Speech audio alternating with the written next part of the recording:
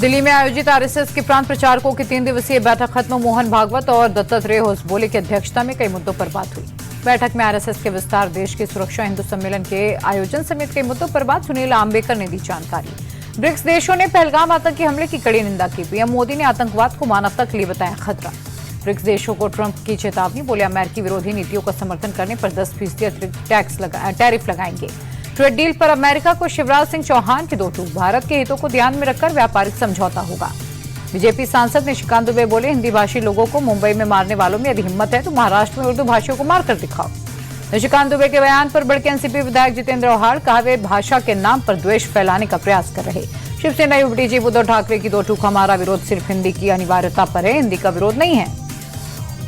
Actor Nirahua को NCP विधायक रोहित पवार की चेतावनी और चैलेंज भी दिया। कहा दम है तो निरहुआ महाराष्ट्र में आकर दिखाएं। बिहार में मतदाता सूची में रिवीजन का मामला, ईसी के फैसले के खिलाफ दायर याचिकाओं पर 10 जुलाई को सुप्रीम कोर्ट में सुनवाई। वोटर्स वेरिफिकेशन पर तेजस्वी यादव बोले, चुनाव आयोग की प्रक्रिया में पारदर्शिता नहीं, जनता के लोकतांत्रिक अधिकार छीने जा रहे।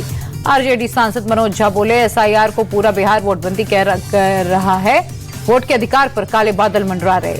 बिहार में चक्का जाम के ऐलान पर बोले डिप्टी सीएम विजय सिन्हा, राहुल और तेजस्वी संविधान को नहीं मानते।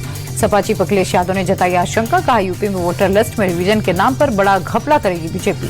आरजेडी चीफ लालू यादव ने इलेक्शन कमीशन को बताया भाजपा चुनाव आयोग। पीएम मोदी की तस्वीर लगाकर लिखा, भारत के उपयुक्त प्रधान चुनाव आयोग। छत्तीसगढ़ के रायपुर में कांग्रेस की किसान जवान संविधान जनसभा। कांग्रेस चीफ खड़गे बोले, बीजेपी वादे करती है लेकिन सत्ता में आते ही सब भूल जाती है। टर्की की कंपनी सेलेबी एविएशन को दिल्ली हाईकोर्ट से झटका, सिक्योरिटी क्लियरेंस पर सरकार के फैसले को चुनौती देने वाली याचिका खारिज। सीएम योगी ने बिजनौर में कांवड़ रूट का हवाई सर्वे किया। 10 जुलाई से शुरू होगी कांवड़ यात्रा। बाबा बागेश्वर का ऐलान, भक्तों की परेशानियों को ध्यान में रखते हुए बिहार में भी एक मठ बनाएंगे। दिल्ली को बाढ़ से निजात दिलाने की तैयारी, मंत्री परवेश वर्मा ने कई इलाकों में तैयारियों का लिया जायजा।